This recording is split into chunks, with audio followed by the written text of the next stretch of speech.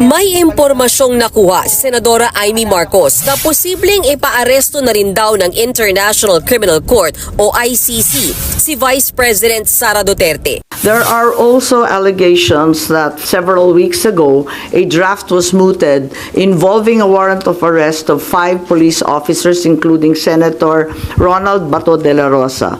Of late, there has been a rumor, once again, that the Vice President will in fact be issued by the ICC a warrant immediately. Tumanggi ang senadora na pangalanan ang kanyang source.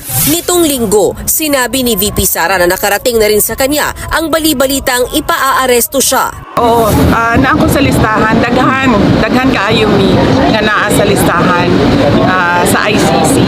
Kung ipaaresto man daw si VP Sara, tiniyak ni Senator Amy na haharangin niya ito.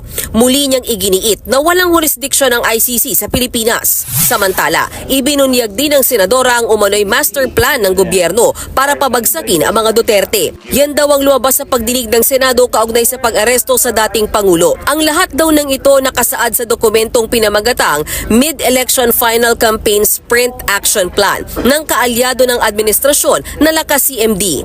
Ang pag-aresto at pagsuko kay dating Pangulong Rodrigo Duterte sa ICC ay klarong may motibong politikal. Maliwanag ang pag-aresto kay dating Pangulo ay bahagi ng malawakang pagsisikap ng gobyerno na pabagsakin ang mga Duterte bago mag-2028 election pa. Nilinaw naman ni Senator Amy Marcos na hindi pa pinal na committee report ang inilabas niyang findings. Gayunman, kasama na rin dito ang kanyang rekomendasyon na paimbestigahan sa ombudsman ng ilang opisyal ng gobyerno na may partisipasyon sa pagpapaaresto kay dating Pangulong Duterte. Hindi pa rin daw tapos ang pagdinig ng kanyang komite.